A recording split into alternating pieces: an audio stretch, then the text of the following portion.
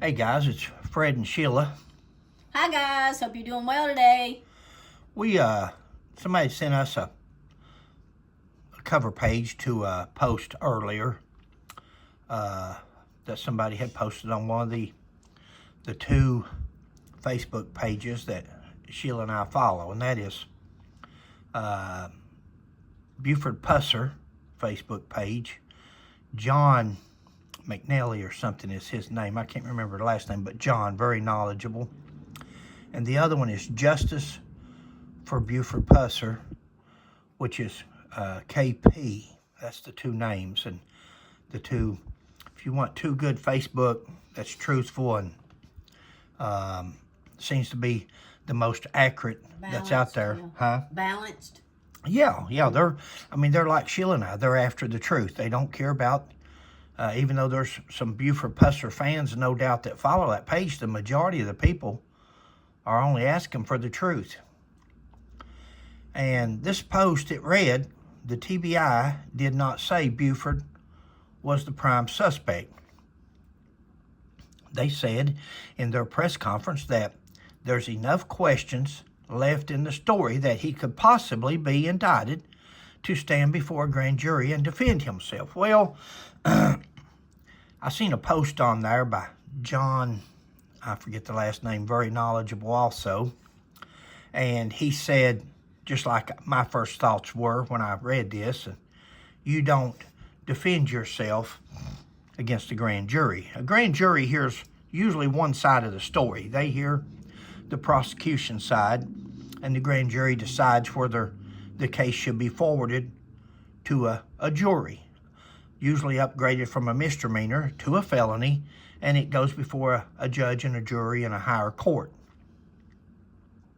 Now, the defendant very seldom, if ever, appears before a grand jury. It's just the police officer, the prosecution, or the complaining witness. So they present the information or the evidence? Yeah. They present it to a grand jury, and then a grand jury decides to send it on to a higher court. Okay. And that's where you would stand trial. That's where you would have the chance to defend yourself, or the opportunity for the prosecution to prove beyond a reasonable doubt that you're guilty of committing a crime. Okay. Now this person says, go back and watch the press conference. We're going to here in a little bit. Go back and watch the press conference and listen to the words they say. They also said that he is innocent until proven guilty, but no one wants to hear that part. Let me explain something to you. When you accuse a dead man of a crime, he's guilty. He's guilty in public opinion, and he's guilty forevermore. When you hold a national press conference, Yep. and you say, if he were alive today, we would indict him for the murder of his wife, you have just convicted a dead man of murdering his wife. You may not have done it through the formality of a trial. You did it. You took the easy way out. You done it with a press conference. So guys, we're gonna play a little bit. This person here says that they said in that press conference that he could possibly be indicted to stand trial before a grand jury and defend himself. Let's see if we can find that anywhere. And then when we get to the point where he says innocent until proven guilty, we'll discuss that a little bit. I've just got some snippets here. Let's just play them and see what we get. Okay. Bless you. It's been said that the dead cannot cry out for justice. It's been said that the dead cannot cry out for justice. This is just going to be some quotes that Mr. Davison has said during his press conference. Okay. Guys, that doesn't only pertain to Pauline Pusser. That would pertain to Buford Pusser. Thank you, babe. As well. Mm-hmm. Buford, Dewana, Carl, Ellen. Because the whole Pusser family and the Vance family have been wrongly accused and slandered during this whole thing, libeled. They have. Mm-hmm. And until somebody files a suit against somebody where they can get this into a a civil suit and get this into depositions where they can subpoena Mr. Davison, Mr. Rouse, Mr. Parsons, all these parties involved, and get them under oath and ask them some straightforward yes and no questions. Will they lie? Will they perjure themselves? Or will they come clean and say, well, here's what happened? We don't know. But right there he says the dead, talking about the dead, and he's referring to Pauline, but let's also throw Buford in there, because if Buford is innocent, and he is presumed innocent because he's never had his day in court. He'll never get his day in court, so he's presumed innocent, or supposed to have been before this press conference. Let's go to the next one. Good morning. Thank you all for being here. I'm Mark Davidson. I'm the District Attorney General for the 25th Judicial District, comprised of Hardeman, Fayette, McNairy, Lauderdale, and Tipton counties. Let's just stop right there. We're just going to stop as we go through. We're in no hurry. Look how Mr. Davison tells you who he is. Look at his name behind his head. His name's also in front of that podium right there below District Attorney. His name's also behind his back in that red seal you see at his left shoulder there. It's there. 3 places that we've seen. He's telling you what counties that his jurisdiction is comprised of. Now he's going to introduce David Rouse, the director of the TBI. He's going to introduce investigator Michael Parsons. He doesn't tell you they have statewide jurisdiction. They're the TBI. They can go anywhere in the state. But he wants to tell you what his area is comprised of. Because, see, this is a public official.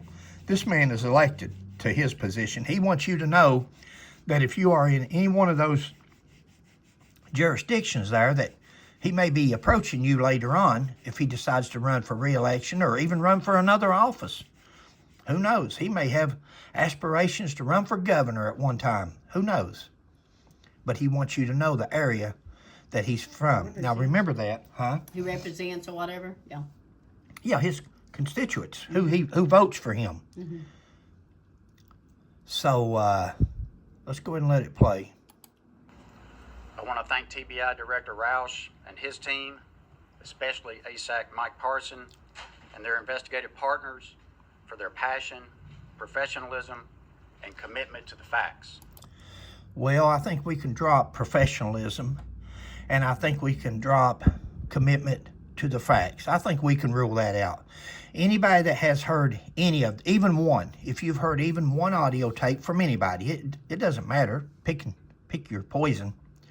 Just pick one and play it, and you'll hear some kind of fabrication, some kind of deceit, some kind of leading question, some kind of redirection, all the things that an investigator would use if you're trying to sway a witness or a victim into saying something, a narrative that a means to an end. You have a narrative and you want to reach that narrative, and that's, you try to persuade that witness, even if it's a hearsay witness, even if it's a rumor, you want to try to persuade them. So I think we can drop truth and we can drop professionalism, in my opinion.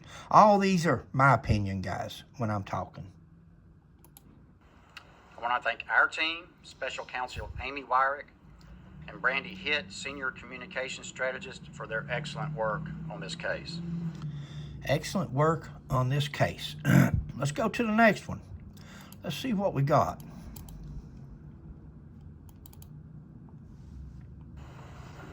It's been said that the dead cannot cry out for justice. It is the duty of the living to do so. Okay, guys, here we go again. He's going to point this toward Pauline Pusser, but Sheila and I are going to point it also back, not only for Pauline. Mm-hmm. She does deserve justice. We needed to know who was following Buford around that night, who was setting everything up, who was the lookout guy, who was the car belonged to from Oklahoma, babe. What'd you find out the other day? One of them guys was talking about Yeah, in one of the recordings we listened to, they said they had seen an Oklahoma plate, and they asked their grandfather, and the grandfather said, "Let it go." Let it go. But guess who is from Oklahoma? I don't know. Tell them. Curtsy Nix. Curtsy Nix, guys, from Oklahoma. Curtsy Nix, I haven't watched that interview because we're letting another YouTuber, he's posting all the audios now, so we don't want to do the same things that other people's doing, so we haven't listened to Curtsy Nix, but we did see somewhere where somebody said that they questioned Curtsy Nix, and he told them that he was in McNairy County, or they asked him if he was in McNairy County the night before. Mm-hmm. He was said to have been on the 11th, the night before the ambush. And that was the night, supposedly, that Dennis Hathcock and Johnny Harrison had saw somebody with Oklahoma plates on their car getting a gun from the trunk of their car. That's odd, ain't it? But this is as much about truth and justice for Buford Pusser, because he's also dead, as it is for Pauline Pusser. Exactly, I agree. I know you do, Pumpkin. In this case, that duty's been carried out 58 years later. Has it? Has it, Mr. Davison? Could you put your hand on a stack of Bibles and swear to the Almighty that, in your honest, God-given opinion, that there's no doubt in your mind that it's been carried out with justice, that it's been carried out, that there's no doubt, because you stood there on that stage, or you will in a little bit, and accuse Buford Pusser, well, you convict Buford Pusser of murdering his wife in public opinion. Let's go to the next one. I'm leading up to it, guys. We're going to get there in a minute. We're just playing you these here to refresh your memory if you haven't seen the TBI, then the Tennessee Bureau of Identification, took the lead on this investigation into the 1967 murder of Pauline Mullins Pusser. She was a wife, a mother, and a sister whose life ended violently and unjustly. Go ahead, babe. You got anything? And Buford was a father, a brother, a husband. Buford was the same thing. Yeah. Buford was the same thing. Do we discredit a one in order to give another one honor? That's not the way it works, especially if it's a husband and wife. Let's say they're wrong. Let's say it's not a domestic, and it's not. There's never been any proof other than spoken in the history by Mr. Davison. But let's say they're wrong, and this was actually a loving husband and wife. What a discredit we just did to them, or Mr. Davison, Mr. Roush, and Mr. Parsons did. Baby, if you got anything, just interrupt me. I will. Let's go to the next one. Her husband, McNairy County Sheriff Buford Pusser, reported that his wife volunteered to ride along in the dark early morning hours on a disturbance call. Not unusual at all. No. They try to act like that's unusual for a sheriff or a chief of police to do that. That's not unusual at all. Or somebody in a command staff, that wouldn't be unusual. Now, it would be unusual for a road deputy or just a regular patrolman to go out here and take his family member with him on a ride along, especially without approval from the sheriff or the police chief. But when you're the sheriff, you're the police chief, ask that guy right there. Ask the bald-headed guy there over the right shoulder of Mr. Davison. That's the director of the TBI. Next time you have a press conference, ask the director there if he ever has a ride along. Ask him if his wife ever goes with him anywhere. Now, he doesn't take calls. He's too high up for that now. But ask him if he's ever in his career took his spouse with him on a call or at least out patrolling. Yep. Ask him and see what he says. Maybe they'll get to ask him that under oath. See, that's questions that you would want to ask under oath just to show that the direction that they're wanting to point people in. Correct, babe? Right, because I went along with you before. Oh, I Lord, Sheila's went gone on me countless. We can't count the times. But I was always in a position, I was the administrator. It may have been a small department, Right. but I was the chief in that department. Now, and when you're the chief or the sheriff, you do that. When you're the director behind Mr. Davison there, you can do that. But these people act like it's so unusual that Pauline Pusser was with her husband that morning, when in fact she woke her daughter up and told Diane, going with Buford on a call. We'll be back in a little bit. Remember, the bags were packed. They were going to Virginia to see her mother and father, the in-laws. And later on, Diane would tell Phyllis, Griffin Mullins' wife, she would tell her aunt that very story. In fact, the aunt, Phyllis, tried to tell Mike Parsons and 3 other personnel, TBI and prosecution personnel, that ramrodded his house or took over the house. There's 4 of them in this elderly gentleman's home for intimidation purposes, in my opinion. Intimidation and diversion, where they could get Phyllis off to the side while they talked Griffin into signing a release. That's just my opinion.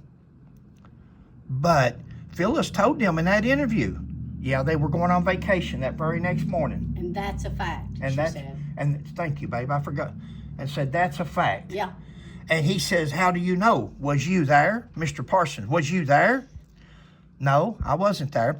And she was afraid to come back because he replied to her pretty harshly on that one. She didn't come back and say no, but my niece told me that her mother woke her up that morning and said she was going on a call with Buford and they'd be back in a little bit. That's what she was told, but she didn't go that far. Again, you've got 4 people in your house, 4 strangers, 3 of them at least carrying badges, 1 with a degree. Let's go on. He claimed that a car pulled alongside his and fired several shots, killing Pauline and injuring him in what he claimed was an ambush intended for him and carried out by unknown assailants. Was it unknown assailants, guys? Was it really unknown assailants? Bobby Floyd, Towhead White, W.O. Hathcock, Billy Sue Johnson, Nix. There was all kinds of names. No suspects, really? No suspects that Warren Jones, TBI agent Warren Jones, wanted to pursue. Warren Jones had a goal. He had a narrative, just like these gentlemen here have a narrative. Buford Pusser recovered from his injury. No viable suspects were developed and no charges were. No viable suspects were found, really. That's why Mississippi Highway Patrol gave polygraphs. That's why even today they went and seen Nix in Oklahoma prison. No suspects. Why would they go visit Nix for? They had their suspects, guys. Some of their suspects are the very ones that they've got listed here as witnesses. Some of the people that I would, if I was investigating this case, some of the people that I would have asked to take polygraphs, that I would have liked to have interrogated and questioned, they talked to them, but they talked to them as witnesses. They talked to them as friends. They talked to them. They had Dennis Hathcock leading them around to different so-called witnesses. Nobody was there. No witnesses, third-party witnesses, rumor witnesses, innuendo witnesses. They had Dennis Hathcock, Mr. Parsons did, leading him around from place to place like a little puppy dog. And them with Mike Elam's book and his podcast on their mind where they could question these people. It's sad, but it's true. It's the truth. Filed. Now, we done a video way back on this entire interview. This is not going to be the entire interview. We're going to stop here in a little bit. We just had some little segments that we wanted to prove our case with that. And in 2024, Pauline Mullins Pusser was exhumed for an autopsy. TBI completed their investigative process this year, and the file was forwarded to our office to review. The file is voluminous, over 1,000 pages. voluminous. File's voluminous, guys. 1,000 pages. Wow. How did it turn out to be 2,500 pages? He says it's 1,000 pages there. And then when Sheila and I and several others started coming out and doing videos and calling their hand on some of the things they said, about 6 weeks later, the file jumped up to 2,500 pages. 1,500 more pages than what he said on stage. Is he that uninformed that he didn't even know how many pages the file was? Or did they go back and add some more pages? A lot of deceit, guys, in my opinion. There's a lot of... That may not be much to somebody. Most people may not look at that and say, okay, he just made a mistake in his numbers. He could have. It's possible. It's possible, though, when people started questioning things, they said, hey, let's throw more out there. Let's put the price up there so high on this thing that nobody's going to buy it. Nobody's going to look at it. $400 for a police report that the residents, the taxpayers of Tennessee paid for, and you're still going to charge people $400? At least it should have been free to the people of Tennessee. At least the residents of Tennessee shouldn't have had to pay for their own police report. But let's go on. And employed modern investigative techniques and forensic science unavailable in 1960. Wow, modern techniques, guys. Forensic evidence. Where did they use any of that at? Where did they get to use any modern day forensic at? Because remember, they lost the casings, they've lost the bullets, they've lost the car, they've lost the blood samples, they've lost the clothing, they've lost her shoes. They've lost any physical evidence that you could think of. They've lost it. It's gone. They have lost the original file. The original file is no more. Now, through Mike Elam and different people, they've made them up another file, but we're going to get to that when we start talking about Buford Pusser's statements. 67. I should have said statement, because it originated as a statement. It is thorough and exhaustive, and the scope and breadth of it exceeds our ability to discuss it in detail today. Oh, yeah. Now, don't ask us nothing about it today, because it's just too long. It's the biggest case in Tennessee history, but we just ain't got time to discuss it with you. But I would like to talk a little bit about history here, about Buford Pusser and the Walking Tall movies and the sequels and the Rock Johnson movie star. I would like to talk to you a little bit about Hollywood.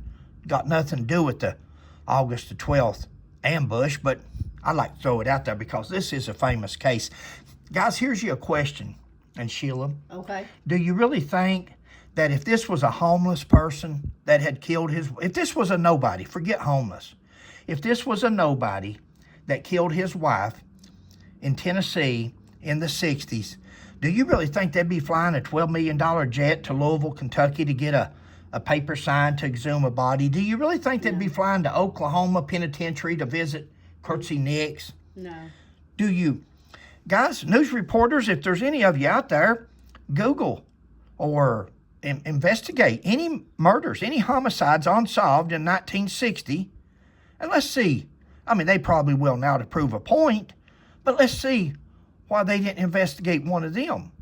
Why didn't they fly that jet all over the place to investigate a nobody? They're not going to investigate a nobody after 58 years. This was Buford Pusser. The legendary, yeah. Yeah. That is one reason we are making this a public record.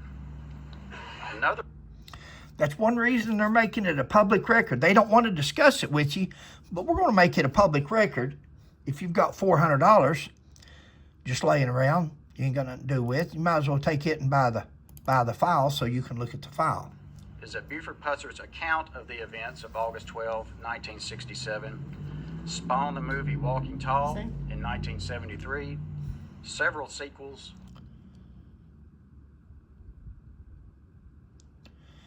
There you go, guys. That's what it's all about. And books, he said, I think. And books. If you want to know what this was all about, that's it. Buford Pusser, Walking Tall. had all that fame and all that attention, all that name notoriety, and daggone it, we want some of it. Since we can't get it on our own, since we can't go out and investigate the real case, we've talked to several of the prime suspects, but we're just going to follow them around and let them point us toward Buford. Naturally, that's who the prime suspects would want to point you toward, is Buford Pusser, and that's who they're wanting. They're wanting Buford because Buford's going to make them famous. Look here on this stage. Buford Pusser has held a press conference here today. If it wasn't for Buford Pusser, if this was Joe Smocatelli, would you see all these people up here with their Mark Davison name all over the place?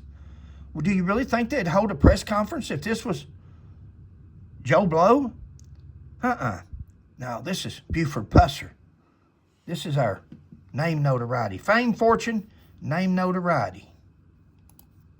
Is that Buford Pusser's account of the events of Buford Pusser's account. We're going to discuss that more. Remember that. August 12, 1967, spawned the movie Walking Tall. Let's go to the next one.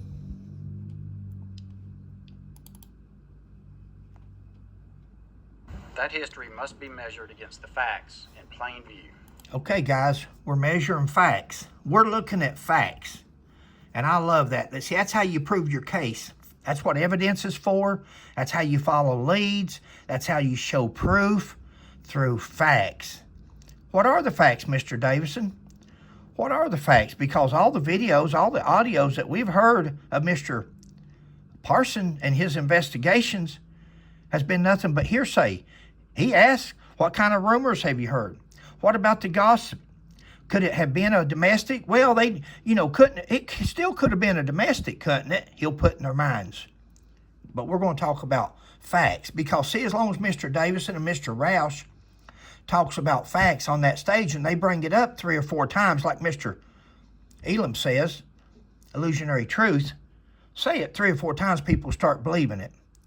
He's done mentioned truth twice, or facts. He's done mentioned it twice. Surely we'll hear it one more time before the video's over.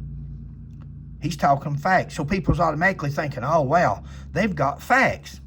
They ain't got no facts, guys. If you follow this case, if you've looked at what they're calling evidence, what we call hearsay and innuendos and rumors, if you look at that, there's no facts there. They accused and convicted an innocent man. Justice for Pauline has been a long time coming, and thanks to all the hard work put in by so many, we're finally able to announce to Pauline's surviving family and to the public that we believe we are as close as possible to justice. The case file reveals inconsistencies in Buford Pusser's statement. Now, guys, Sheila and I can't reiterate enough. Buford Pusser does not have a statement. If there's one thing for you to remember out of the Buford Pusser case forevermore, every time you ever hear anybody say, well, his statement was inconsistent, well, his statement didn't compare, well, his statement, guys, Buford Pusser. Right. It was, again, like we've stated before, it was written in third person. When you write out a report, you don't say Buford said this or Buford said that. You would have put, I stated this or I seen this, or you would put yourself in that place. Exactly. And if you were filling out third party, would you not have your name on it? Yeah, would you not have the David. person that you were interviewing, would you not have their signature on there to confirm that what you wrote down or typed, that's what that person said? Exactly. Would you not have your letterhead at the top? Would you not have the date? Yeah. Look at any of John Sloan's reports. Look at any of Warren Jones's, John Sloan and Warren Jones. Look at any of Warren Jones's reports where he signed at the bottom. They got their signatures. We've shown them on our other videos.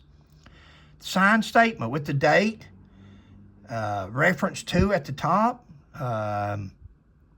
Tennessee Bureau of Investigation at the top. Look at them. Why is this so-called statement of Buford Pusser's just typewritten with a 1960s typewriter on typing paper? No letterhead, no signatures, no date, no witness. Same way with Jim Moffitt. Did somebody just get in their little cubicle? Were they just sitting there in a little cubicle with a 1960s typewriter and thought, hey, I've got a pretty good imagination. I'm going to take this newspaper article and I'm going to add this and I'm going to take this away and I'm going to... And then they make up their own scenario. Is that possible? Of course. Ask Mr. Davison. Ask Mr. Davison and Mr. Roush. Is it possible that somebody could have got a 1960s typewriter and done this? Even ask Mr. Parsons. He likes to go on rumors and innuendos and third party. Could a person just got a 1960s typewriter and that's why they didn't put nobody's signature? Because then an expert could go back and look at a paycheck stub of Warren Jones or Sloan and compare the signatures, or Buford Pusser's. Where's Buford Pusser's signature? It's his statement, they say. Wouldn't you think he would sign his own statement? Guys, when you hear, that's the biggest fraud of this whole investigation. Buford Pusser does not have a statement. Buford Pusser never gave a written statement that anybody's ever shown that he signed. Now, they say they lost this file somewhere around 1976. They were still looking for it in 83, and they were still looking at it in 2025 when they filled out this report. If they've lost the report, guys, where did these so-called statements of Jim Moffitt and Buford Pusser, right, babe? Well, how come that's the only thing that they're showing? How did they show up all of a sudden? And my question would be, did Mike Elam, did he have these so-called statements? Is he the one that provided them to the TBI? Because, see, Mike Elam has had these statements, so-called statements, in his podcast for a long time. TBI says they've lost the file. At least in 1976, they were looking for it. Jones said Sloan had it. Sloan said Jones had it.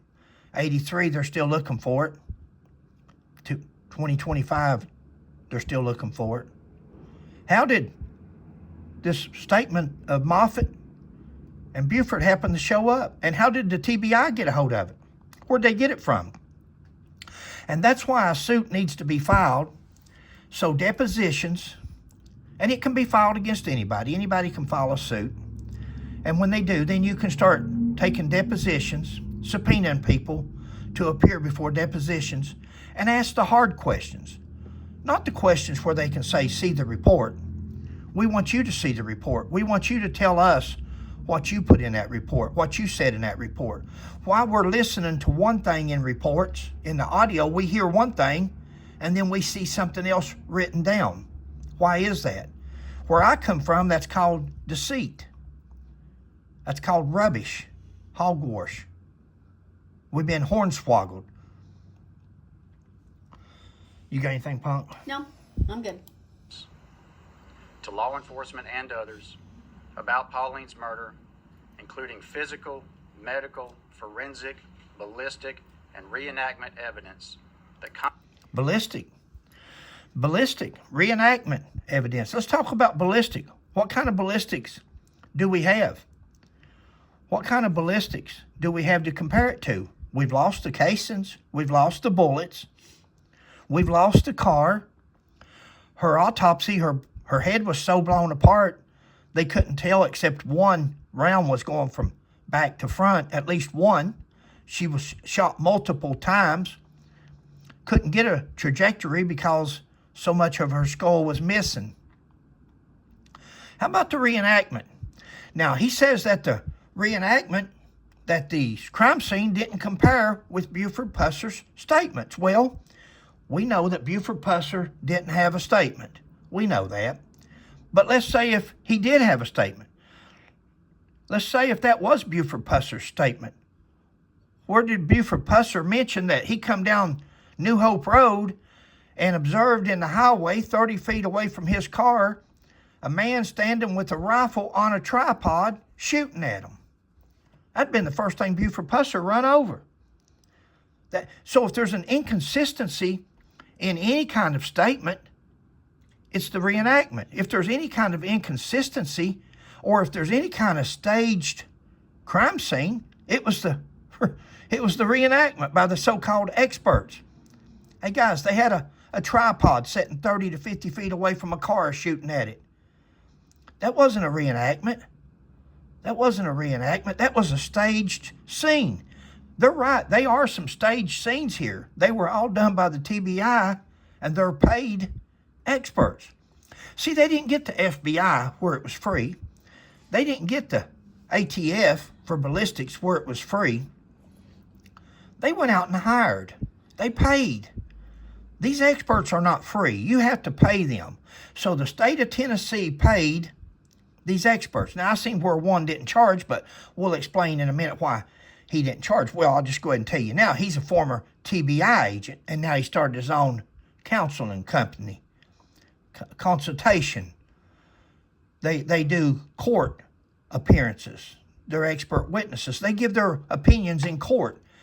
And he didn't charge. The rest of them did. If I'd had a consulting firm, I wouldn't have charged. Why, what a great way to have advertisement. Yeah, the last case we worked was that Buford Pusser case. Wow, really? So see, that gives you some advertisement. That gives you some fame and fortune and name notoriety.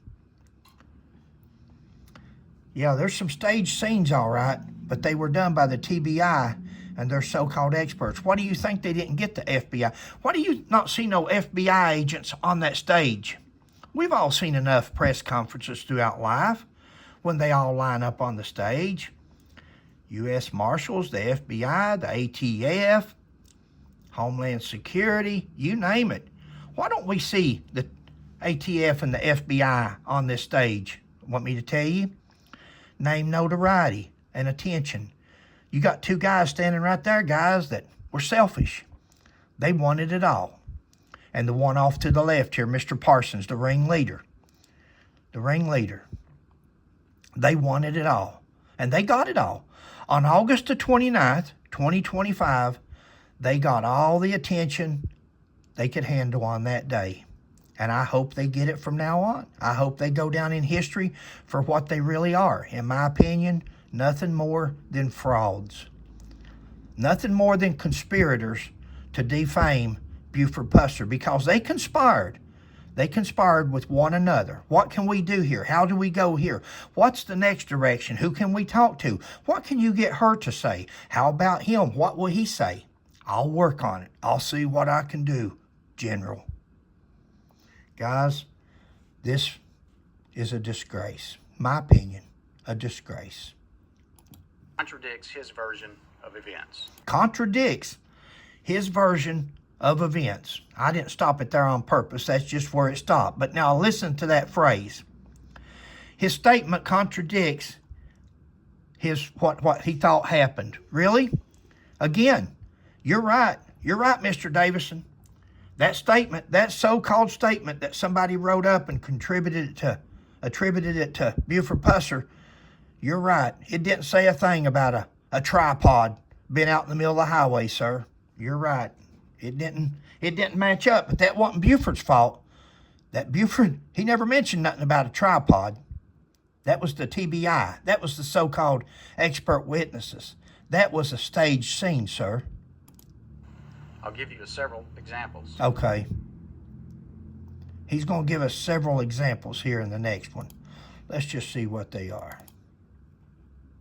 Michael Revelle, emergency medicine physician and medical examiner, opines with Dr. Michael Revelle, medical examiner and physician, opines. He gives his opinion, guys. He's a paid expert witness, according to the internet, and he's got a seal of approval there. 100% money-back guarantee. If you're not satisfied with our findings, we'll give your money back. How you going to make any money if you don't please your customer? If you don't reach the narrative, the end that they want in their narrative? Dr. Michael Revelle opines that she was killed outside the car and moved in the car. Now, with a case like this, wouldn't it have been smart to have the FBI look at this? Wouldn't it have been, with all the equipment and forensics and experts that the FBI has? Oh, but wait a minute. The FBI may not have agreed. They may not have agreed with his opinion. They may have had their own opinion. They didn't even go out and hire two expert witnesses.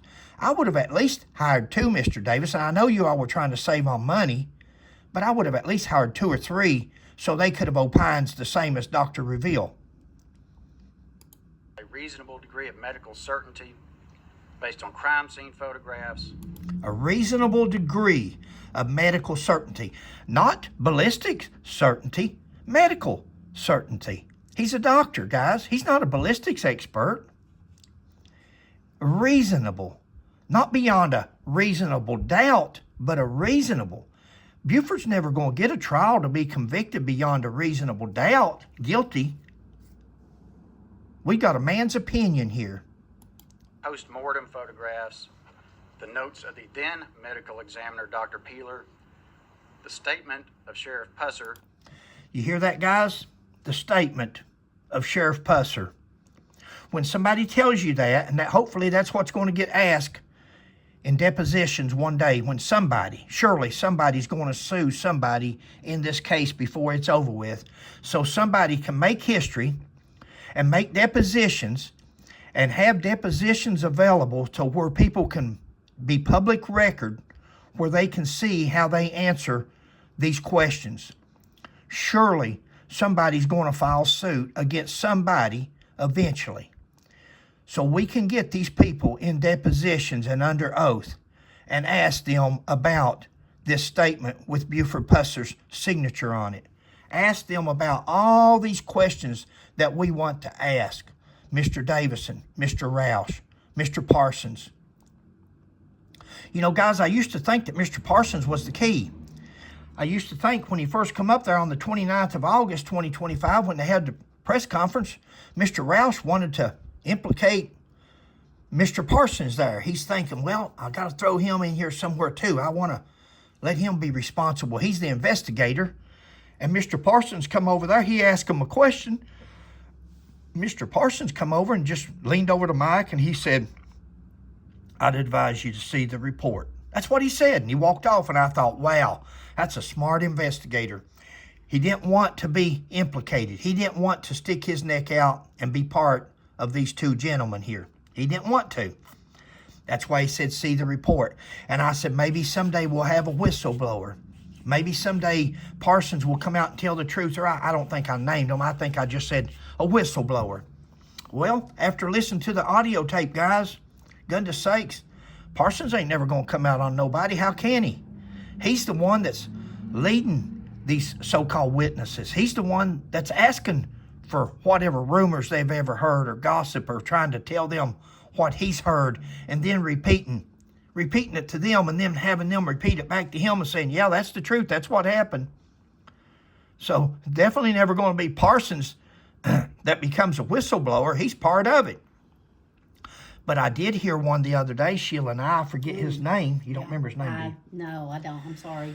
We made a comment on there. We did hear one that interviewed without Mike Parsons there. He was not there. This guy interviewed somebody on his own, and he was as straightforward as you could be, it seemed like. No leading questions, no rumors, no just the facts. Mm-hmm. So we're hoping that fella or somebody like him that's in this group, that's in this little close-knit group at one time, says, hey, here's what happened. Here was our narrative. Here's where we were headed. That's all they got to do is come out. They'll be famous. They will be famous forevermore. They'll have more fame and fortune and notoriety than Mr. Davison, Mr. Roush, Mr. Parsons put together. They can have it all. All they got to do is come out and tell the truth or write a book and tell the truth of how they got on this path and how it just went out of control. I got to back it up here a little bit because he said something. Of Sheriff Pusser and his then Chief Deputy Peeler. The statement of Sheriff Pusser. Talking about Peeler. He's talking about going by the medical notes of medical examiner Peeler. Guys, if you've looked at the report, you've got whiteout or some kind of a substance. Has that report been altered? Has those sketches been altered?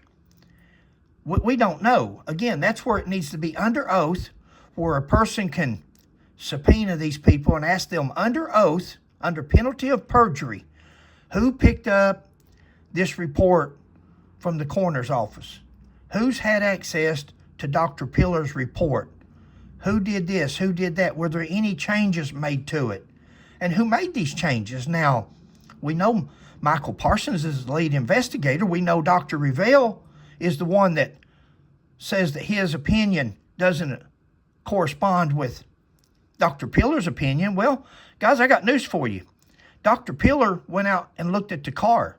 Dr. Pillar looked at Pauline Pusser personally. Mm-hmm. Dr. Revelle looked at a picture that come from a 12th of August book, probably, or Morrison's book. The pictures were coming from the newspaper, from Bill Way, because they've lost their file. They lost the original file, which would mean that any of the original pictures have now been lost. So the pictures that Dr. Revelle is looking at is either from the newspaper or from a book. Dr. Pillar looked at the car himself. He looked at the crime scene. He looked at Pauline Pusser's head. And his then chief deputy and Sheriff Buford Pusser's own statements that events... Sheriff Pusser's own statements. Now, guys, did you hear that? A while ago in the beginning, nothing's corresponding with Buford Pusser's statement. Nothing's corresponding. There's contradictories with the sheriff's statement. Look here. All of a sudden, Mr. Davison has taken it from statement to plural. S. Now Buford Pusser has statements. We don't even have one statement. I'll rewind it. Listen, this is his own words. This is not a play on.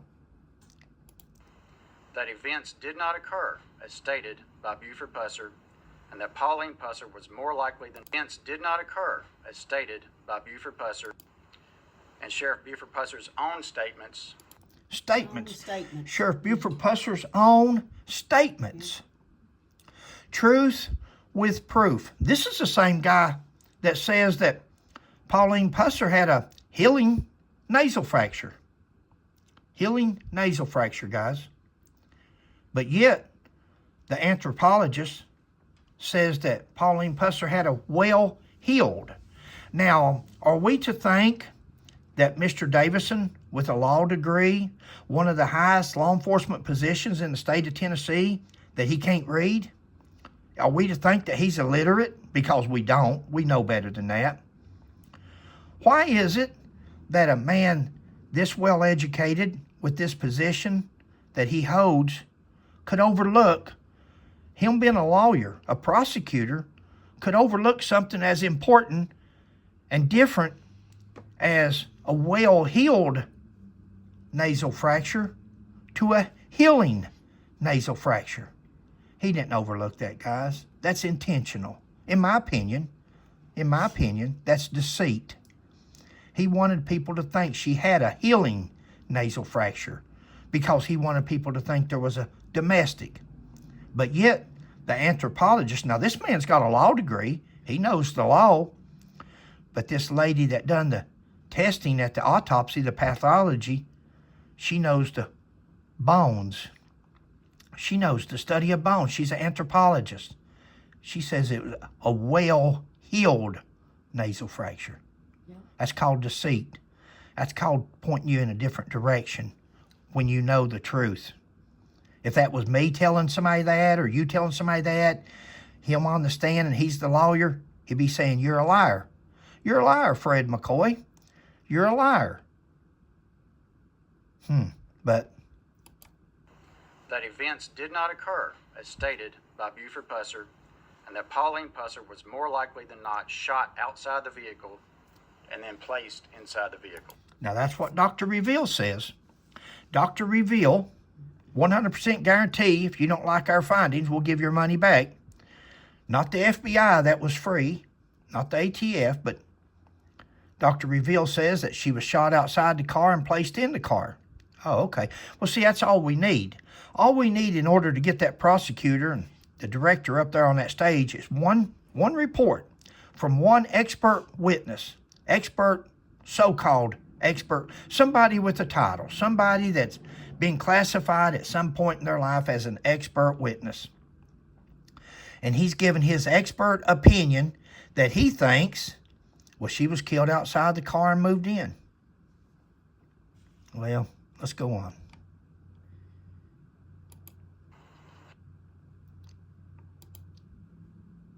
Got one more after this, guys. Dr. Ravel opines that cranial trauma suffered by Pauline Pusser, depicted in crime scene photographs, does not match interior crime scene. Depicted in crime scene photographs. Dr. Ravel opines. Dr. Ravel's opinion is that her cranial damage does not match up with the interior of the car. When did Dr. Ravel see the interior of the car? Oh, wait a minute. He didn't. That's right, that was 1967. He didn't see the car. He seen some photographs. I'll tell you who saw the car was Dr. Pillar, the coroner from back then. I'll tell you who saw Pauline's head, Dr. Pillar. But let's pay him his fee. He's going to give us a report that his opinion is she was killed outside the car because it just doesn't match up with these pictures I've got here. We don't have all the pictures. We just got the pictures that the newspaper took, or maybe somebody put in a book, because the TBI's lost all their photographs.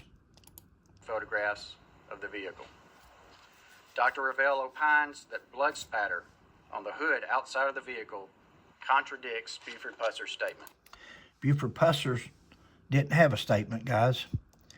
Buford Pusser didn't have a statement, but Dr. Ravel says that it doesn't match up with Buford Pusser's statement. The blood splatter don't. Guys, that was a 1967 Plymouth Fury. Brand new. This is 1967. Brand new paint job. Shiny. And it had blood on it. You know how they done the retesting? You know how they done the reenactment? They put some butcher paper on the ground, and they hung a sponge from fish line or some rope, a scouring pad above the butcher paper, and they shot it with a pistol. That's your so-called experts. That is your reenactment of your blood splatter. Now, he says, oh, they done 3 tests. They done 3 blood splatter tests. They did it on butcher paper.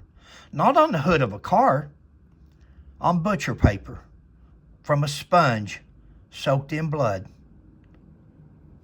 If you guys can't see the narrative here and how they were just wanting to say, well, we done a reenactment. We done some professional testing. We done ballistics tests. We done blood splatter testing. Really?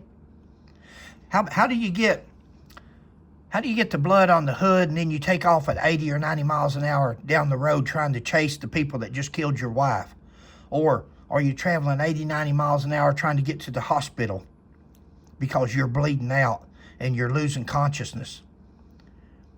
And while you're traveling 80 or 90 miles an hour on that new paint job, brand new car, that blood that was on your face and on your head where your wife's brains were blown out all over you, not to mention your jaws hanging down to your chest by at least 3 witnesses.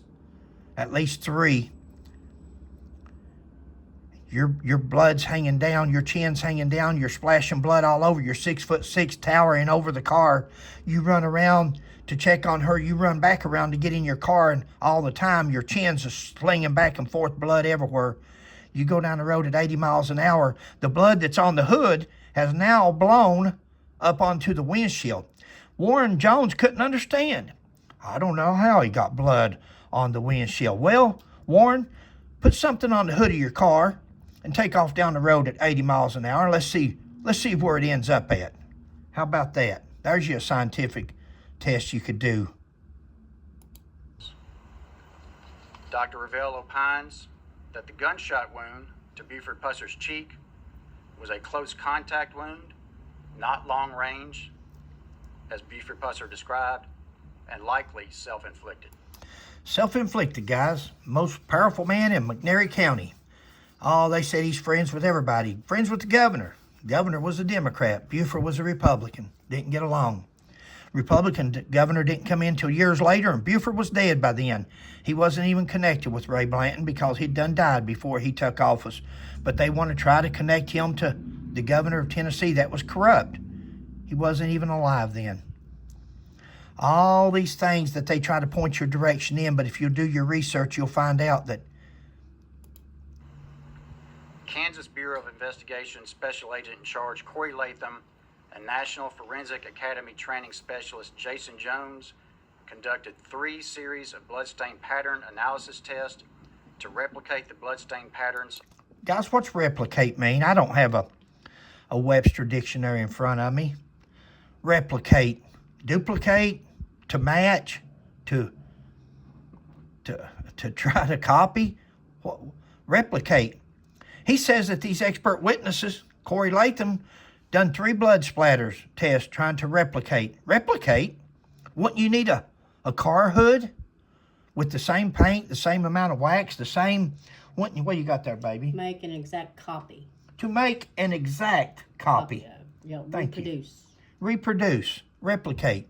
To reproduce.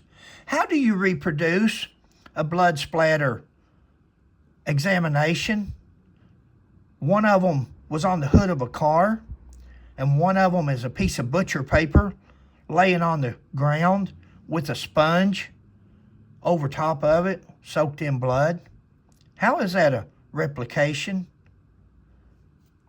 Wow. Well, guys, I'll tell you what. Everybody should be insulted that they even thought that they could, that they didn't even try harder than this. They didn't even get a real Plymouth Ferry to do the testing on. They didn't get the right year. They didn't do, but I mean, they just thought it was going to be so easy. They just thought those badges and those degrees was just going to, that was going to do it. That's going to be all they need. On the hood of Pusser's vehicle and concluded that the bloodstain patterns were inconsistent with Buford Pusser's statements and indicated that someone was injured both outside and inside the vehicle. No crap. No crap. First of all, it didn't correspond with Buford's statement because Buford didn't have a statement. They were inconsistent because one of them, the blood splatter, was on a 67 Plymouth Ferry brand new car hood, and the other one was on butcher paper laying on the ground with a wet sponge scouring pad hanging over top of it. That's why they wasn't matching. The last thing that he commented on here was someone was injured both outside.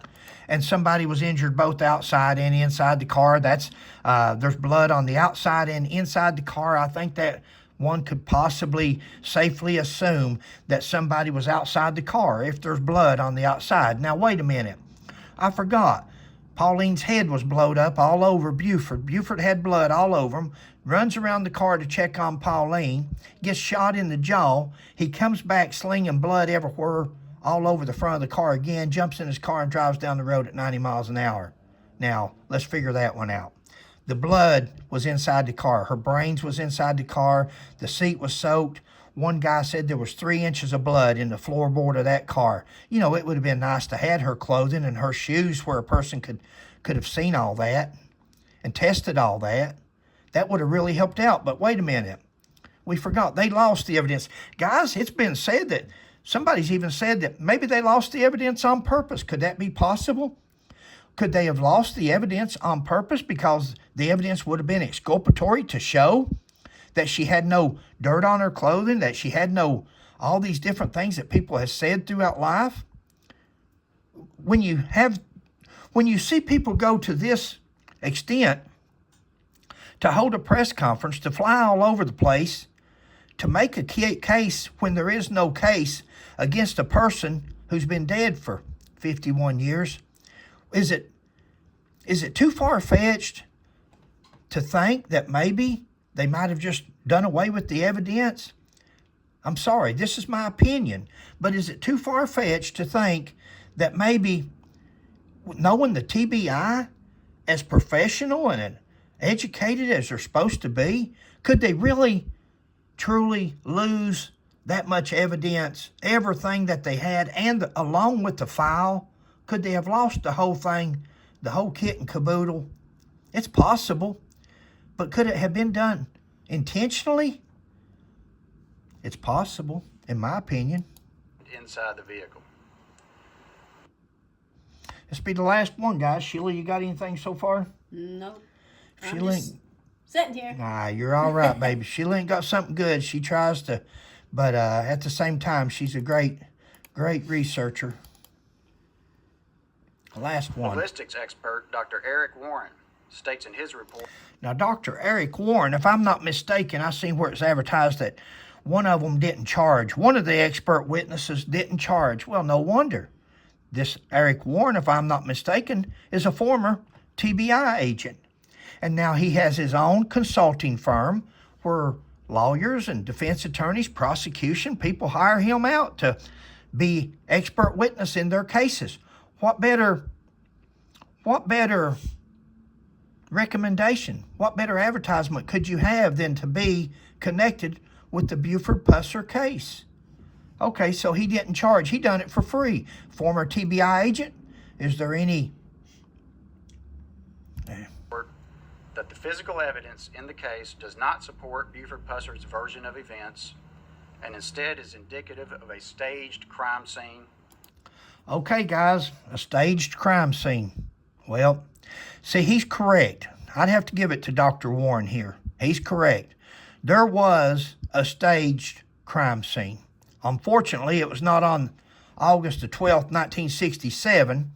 It was sometime in 23, 24, or 25 because they did stage a crime scene. They set up a new Cadillac instead of a 1967 Ferry. They set two dummies in it facing each other like they're driving down the road, facing each other. They've got the door open, and they got a guy with a tripod 30 to 50 feet away shooting from a tripod instead of a passing car. You couldn't even pull another car up beside of that car and let somebody sit in the passenger seat or the rear passenger seat and fire out the window. You had to have a tripod 50 feet away. Yep, I think he's correct there. See, he could swear under oath to that. He could swear that there was a staged crime scene.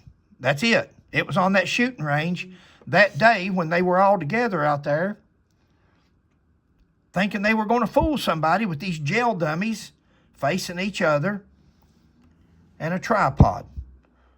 So there is a staged crime scene. Also, the cartridge locations, bullet. What cartridge locations, Mr. Davison? What was the location? Can you, if you don't care, look in that original file there. Open up that original file, Buford Pusser file, and let's see where the casings were found at. Let's see how far apart they were. Let's see photographs of them that Warren Jones took at the scene. Can you show us that? Oh no, well, I'm sorry, you can't show us that. You can't even show us the bullets themselves for the casings. You've lost everything. You've lost the file, sir. Wow. And bloodstain pattern. Now, guys, I'm going to tell you something. That man right there had to review this case. The TBI worked the case up, but they worked the case up in accordance with the general. Because if you remember when they were talking to the two ladies at the coffee shop, when they were talking to Tammy Johnson and Teresa Smith. You hear Mr. Parsons say, hold on, guys, I got a phone call. Yeah, General. He wants everybody to know he's talking to the General. So the General was a part of this case all along. He's involved in it. So it's not like he doesn't know what evidence is not there, what evidence they've lost. They have told him. He knows there's no evidence there. That's why they say, see the report. Even Mr. Roush, when he gets through here, I don't have him, but it's on one of our other videos. Mr. Roush says at the end, one of the reporters asked him something. He says, at the end of the day, you'll be able to see the evidence from the crime scene, 1967. You'll be able to just see the report. Wow. And him knowing in his heart and in his mind that there is no evidence. All the physical evidence had been lost. Didn't Griffin also say, Mr. Griffin, Mullins, didn't he also say that Mr. Davison was at his house? Oh, yeah. At the end there. So Yeah, Mr. Davison in the come. video that they showed. Oh, he come to his house to Yeah. take pictures. I guarantee you, I don't know this for a fact. I could be wrong. But that's something we want to ask in depositions. When somebody's finally sued and a person can ask and send out subpoenas, that's something somebody will want to ask. Mr. Davison, did you, sir, take a picture with Mr. Mullins and his family or anybody else, and why? What other cases have you ever worked where you flew in the TBI's $12 million jet to Louisville, Kentucky, right up the road to Louisville, and you took pictures? Why would you take pictures? What was the purpose in taking pictures? Oh, wait a minute. Walking tall, that's right. Historical purposes. Because Mr. Griffin's not going to be here someday, and maybe when the movie comes in here, like Mike Elam's going to do a movie deal. I'm speculating, guys. I'm speculating. That's my opinion, and I believe it with all my heart. But for liability purposes, which I don't care, I don't have a pot to pee in or a window to throw it out. But at the same time, I don't care if these gentlemen want to sue somebody. I say go ahead and sue, because there's people out here wanting to take depositions and get to the bottom of this, because there might be a movie someday, but it may not point in the direction that these guys thought it was going to point.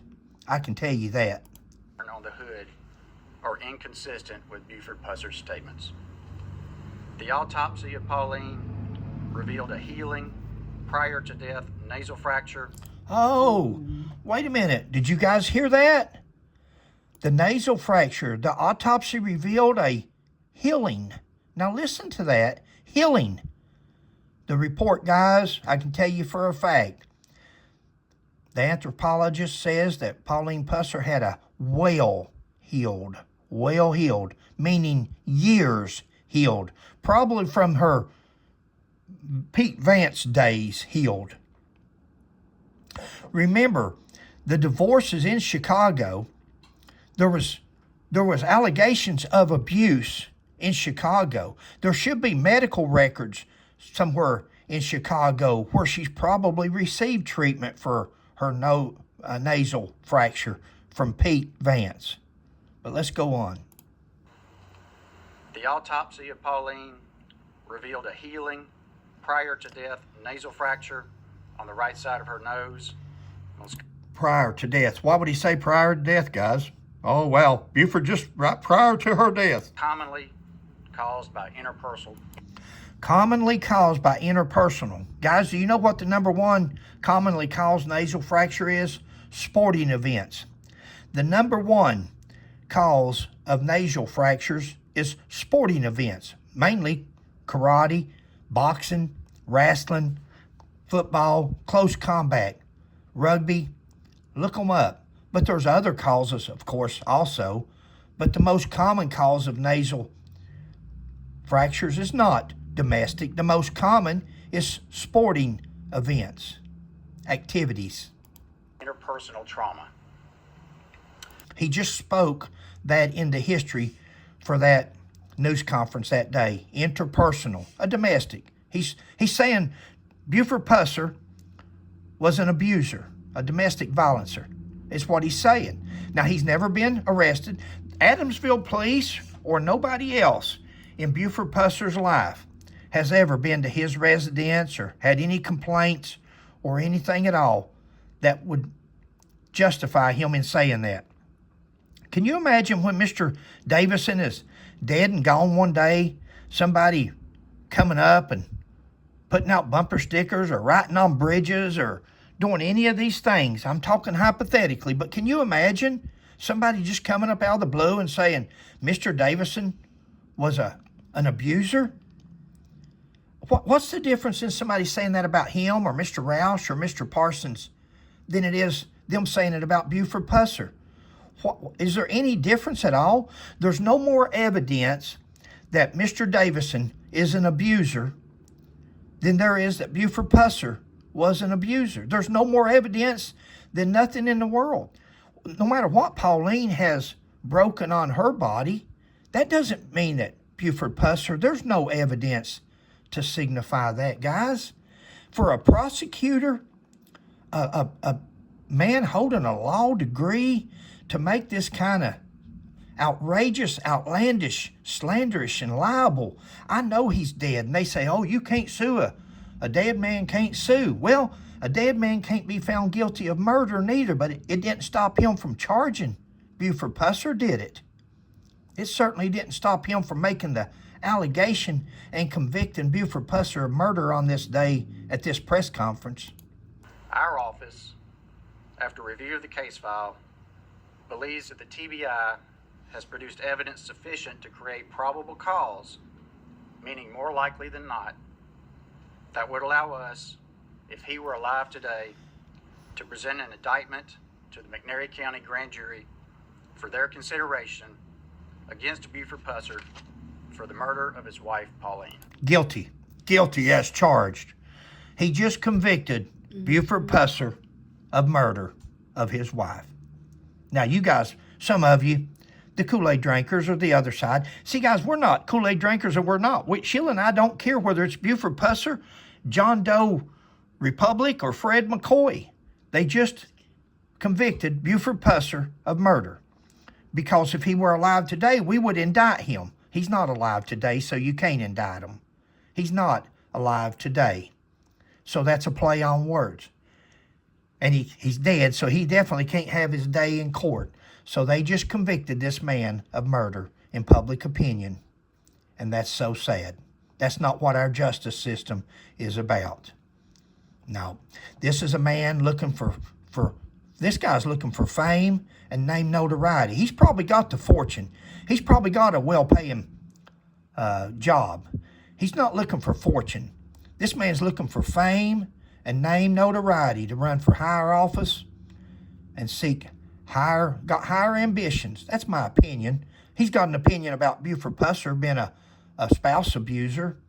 I guess if he can spread his opinion out there, I guess everybody else is allowed to too. That obviously cannot happen. But there is probable cause to believe that Pauline's death was not an accident. Nobody's ever said it was an accident. Have you guys ever, since 1967, or ever heard anybody say, well, yeah, Pauline was going on the road, and daggone, her head just blowed up. It was an accident. Nobody's ever said Pauline died of an accident. Not an act of chance. Nobody's ever said it was an act of chance. Pauline just, luck of the draw. She just, all of a sudden, just blew up. Pauline was murdered, guys. Pauline was murdered in an ambush. But, based on the totality of the TBI investigative file, an act of intimate, deliberate violence. Guys, have you ever heard any evidence to that? I know this is going to be a long video. You can watch it or not. Have you ever heard of any evidence? You've heard Mike Parsons ask 10, 15 different people, did you ever hear anything about Pauline and Buford not getting along? Did you ever hear anything about Buford being arrested for, what kind of rumors did you hear? He asked Donald Smith, he said, what do you feel? What do you feel happened? Do you think it was somebody else or do you think it was domestic violence? And the ambulance driver said, no, it was somebody else. It wasn't. He said, and then David Parsons says, well, it's been said they didn't get along that good. And he said, didn't get along. They worked together at the jail. If they didn't get along, why would he ever work in there? See, that's common sense people. That's people that's not buying what Parsons was selling. Mr. Davison just said all the evidence points toward domestic violence. Guys, there's not one shred of evidence.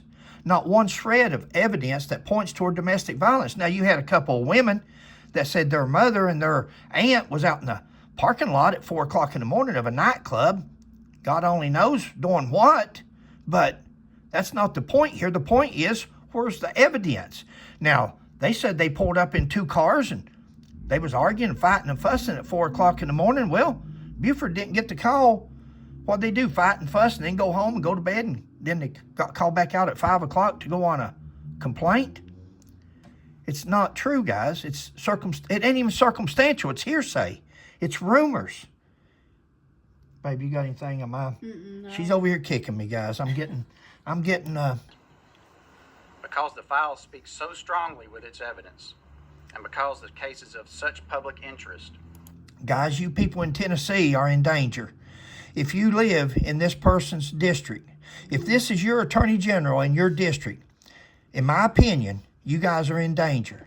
If he thinks that this file speaks with all kinds of evidence, he's an illusionist. He needs to, no wonder he's friends on Mike Elam's Facebook page and follows his illusionary theories. No wonder. If he believes this, you guys... We invite you to review the case file for yourselves. Oh, we will.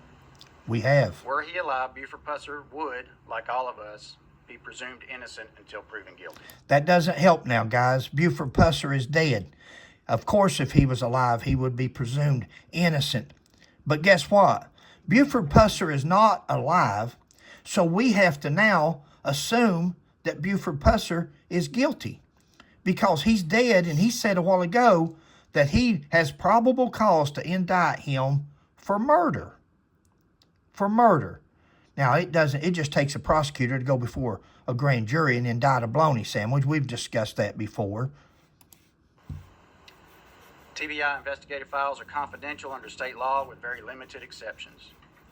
Thanks to the excellent investigative work by the TBI and the public interest and historical significance of this case, our office, along with the TBI, made the decision to make this file a public record after closure by the TBI.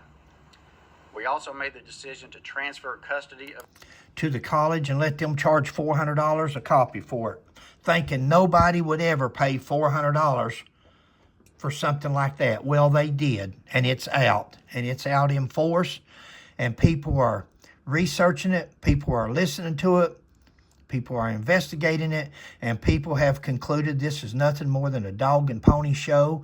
This is a sham, and this is a shame. And that's what it is for our criminal justice system. This case will be studied in police academies and law colleges across the United States, guys, for years and years to come on how not to investigate and prosecute or persecute in this case. Sheila, what you got? I feel sorry for everybody. So I'm gonna say it's not what it should be. And there you heard it. Now, when you guys are not on here, Sheila talks to me, and me and Sheila talks, and Yeah. I know how Sheila feels. Sheila just don't, she's just not going down that road, and that's sweet, and I respect her for that. But, and guys, it don't mean that we, thank you, baby. You're welcome. That's going to do it, guys. An hour and 17 minutes. That's Yeah. probably long enough for the ones of you that stay with it. Guys, this is probably, hopefully, I've said this before. I've said it 2 or 3 times. Huh? You're going to jinx yourself. Well, I'm going to say it, though. But hopefully, this is our last video. This is the 29th of December, 2025. We're going to make a resolution on New Year's to let the Buford Pusser case go. So hopefully that will be it. I had something that we wanted to bring out on the Buford Pusser case, and it never came out. I started to bring it out, but I didn't. So we'll just wait. If it ever comes out on the related to the Buford Pusser case, we will come back and revisit it. Yeah. But other than that, that will probably be the only way that we ever discuss the Buford Pusser case again. Hopefully, everybody out there, there's some great researchers on KP's Facebook page, Justice for Buford Pusser, and on John McAnally, I believe it is, the Buford Pusser page. I would tell everybody, if you want to go to 2 good pages where there's some great researchers, Okay. Eddy Sanders, all these guys' names, oh Lord, I can't remember them all now. I wish I'd wrote them down, but they're regulars on there. You'll see their name on there. Oh yeah, for sure, Matt Smith, for sure, great researcher related to the gun. And I'm trying to think of that other one. Is it Dan? Dan, I believe. And there's another John. There's a bunch of retired police officers on there. And what's the guy's from Indiana's name? Oh, my Lord. See, I'm sorry, guys. We get so many phone calls and texts. And you know who I'm talking about, don't you? All right, I ain't going to drag this out. Yeah, sorry. Thanks, guys. John You know who Bryant. I'm talking about. Thank you all. Catch you later. Happy New Year.